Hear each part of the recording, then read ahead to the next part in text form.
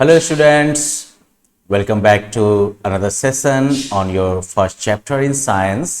हम जो है यहाँ पर अडेप्टेशंस पे बात कर रहे थे राइट कि किस तरह से जो है प्लांट्स और प्लांट्स एज लिविंग बीइंग्स जो हैं किस तरह से अडेप्टेशन करते हैं, किस तरह से अपने आप को जो है वो अपने आसपास के सराउंडिंग के हिसाब से जो है अडेप्ट करते हैं। We looked at some we looked at the classification between terrestrial and aquatic plants और फिर हमने देखा कि टेरेस्ट्रियल प्लांट्स जो अलग अलग तरह के रीजन में पाए जाते हैं उसके आधार पर जो है उनमें कुछ खास अडेप्टेशंस हुए हैं। और आज जो है हम लोग उसी सिलसिले में उन प्लांट्स के बारे में पढ़ना शुरू करते हैं जो कि हिली एरियाज में पाए जाते हैं। हिल्स में जो प्लांट पाए जाते हैं उनमें क्या खास होता है। Now see, like the temperature in the hills varies from cold to extremely cold। Hills जो होते हैं उनमें टेम्परेचर जो है वो कोल्ड से एक्सट्रीमली कोल्ड यानी कि अत्यधिक ठंडा तक होता है। Now during winters there is snowfall in some areas. Winter के दरमियान कुछ एरियाज में जो है स्नोफॉल होता है। स्नोफॉल मतलब बर्फ गिरता है। Sometimes days can be very windy to.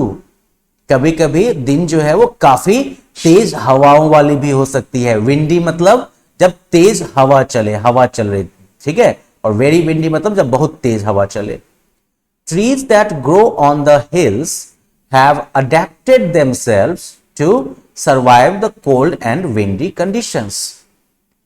Hills पर जो ट्रीज ग्रो करते हैं उन्होंने जो है खुद को अडेप्ट किया है कि वो जो है इन कोल्ड और विंडी कंडीशंस में सर्वाइव कर सके। अडेप्ट मतलब माहौल के हिसाब से खुद को जो है अनुकूलित कर लेना, एडजस्ट कर लेना। तो अब किस तरह से इन्होंने खुद को अडेप्ट किया है कोल्ड और विंडी कंडीशंस में सर्वाइव करने के लिए, अब ये देखेंगे हम। अब जैसे कि पाइन, स्प्रूस, फर और सेडार जो है these are examples of trees found in the hilly areas. ये जो है हिली एरियाज में पाए जाने वाले पेड़ों के एग्जाम्पल हैं। Trees found on hills have a conical shape. Hills पर जो पेड़ पाए जाते हैं उनका देखते हो एकदम से ये कॉनिकल शेप होता है, एकदम से कोन की तरह। अब पिछली क्लासेस में हम लोगों ने जो है पढ़ा था कि हिल एरियाज में जो घर होते हैं उनकी छत भी जो है वो स्लोप वाली होती है, राइट। याद है आपको क्यों होता है ऐसा? चलिए अब अभी आप तुरंत जान जाइएगा। अब देखो, अगर पाइन ट्री की बात करो जो कि हिल्स में पाया जाता है तो उसमें आपको ये सब एडेप्टेशन मिलेंगे। पहली बात, pine trees have conical shape. Pine tree का जो है ये ऐसा कॉनिकल शेप होता है। तो इस शेप की वजह से, due to this shape, water and snow easily slides down the leaves and does not settle on it. Okay, इस शेप की वजह से वाटर और स्नो जो है वो आसानी से स्लाइड डाउन कर जाता है, पत्तियों पर से जो है नीचे की तरफ फिसल जाता है। And does not settle on it, और इसके ऊपर टिकता नहीं है, जमता नहीं है। ओके, तो इससे क्या होगा, वैसे अगर बर्फ वगैरह जमा हो जाएगी ना डालियों पे तो बर्फ के वजन की वजह से डालियां जो है वो टूट जाएंगी। लेकिन चूंकि ये कॉनिकल शेप की वजह से बर्फ या पानी जो है वो टिकता ही नहीं, तो इस वजह से जो है डालियों के ऊपर वैसा वजन ही नहीं आता, डालियों की टूट फूट नहीं होती। The leaves of the pine tree are needle shaped. They are tough and coated with wax. पत्तियां जो होती हैं पाइन ट्री की वो बिल्कुल सुई जैसी होती है। देख रहे हो यहां पर ये पत्तियां बिल्कुल सुई सुई जैसी है ना पत्तियां, ये एकदम से। तो और इसके अलावा जो है ये पत्तियां बहुत ही मजबूत होती हैं और इनके ऊपर जो है वैक्स जैसा जो है, वैक्स का जो है एक लेयर होता है, मोम जैसा जो है एकदम से सिल्की शाइनी जो है इनके ऊपर लेयर लगा होता है। तो इसकी वजह से क्या होता है कि जब भयानक ठंड भी होती है ना तो उसमें भी ये पत्तियां डैमेज नहीं होती हैं और पौधा जो है, पेड़ जो है वो साल भर हरा भरा रह जाता है। The leaves hang downwards to reduce water loss by transpiration. अब पहले ट्रांसपायरेशन को समझ लो कि ये क्या होता है। पेड़ की पत्तियां जो होती है ना, हम लोगों ने इससे पहले पढ़ा होगा, क्लास 2 में भी पढ़ा होगा आपने, 3 में भी, कि पेड़ की पत्तियों के नीचे में जो है स्टोमाटा मौजूद होता है, जिसके रास्ते से पेड़ जो है वो हवा अंदर लेते हैं और हवा बाहर छोड़ते हैं। लेकिन साथ ही साथ इस स्टोमाटा के रास्ते से ही जो है पेड़ के अंदर का पानी जो है वो भाप बन के बाहर भी निकलता है। ठीक है, तो जब पत्तियों के रास्ते से जब पेड़ के अंदर का पानी भाप बन के बाहर निकल जाता है तो उस प्रोसेस को कहते हैं transpiration. Okay, so transpiration is the process through which water escapes through the or water is released through the leaves in the form of vapor। Okay, तो इनकी पत्तियां जो है वो नीचे की तरफ जो झुकी रहती हैं तो उसकी वजह से जो है ट्रांसपायरेशन ज्यादा नहीं होता है, ज्यादा भाप बन के जो है पानी नहीं निकलता है और इससे जो है वाटर का लॉस भी जो है वो रिड्यूस होता है, कम होता है। The roots grow deep into the soil so that the trees can withstand against strong winds that blow on the mountains। withstand मतलब मजबूती से खड़ा रहना। तो इनकी जो जड़ें होती हैं वो जो है मिट्टी में काफी गहराई तक जाती हैं ताकि जो पहाड़ों पर तेज हवा चलती है ना उसके अगेंस्ट भी पेड़ जो है वो मजबूती से खड़ा रह सके। Coniferous trees do not shed their leaves. Coniferous trees, यही देख रहे हो कोनिकल शेप वाले। तो कोनिफेरस ट्रीज जो होते हैं वो अपनी पत्तियां नहीं गिराते हैं। शेडिंग देयर लीव्स, शेड का मतलब यहां पर होता है गिराना, तो they do not shed their leaves, और पत्तियां नहीं गिराते हैं। They are called evergreen trees as they remain green throughout the year. ये जो है एवरग्रीन ट्रीज कहलाती हैं क्योंकि वो सालों भर जो है वो हरी ही रहती हैं। अब यहां पर जो है आप एक एक्टिविटी भी परफॉर्म कर सकते हैं जिसके थ्रू आप ये दिखा सकते हैं कि कैसे जो है ट्री का शेप और उनकी पत्तियां जो है वो उन्हें उनके हैबिटेट में सरवाइव करने में जो है हेल्प करती हैं। तो कैसे परफॉर्म करिएगा इस एक्टिविटी को?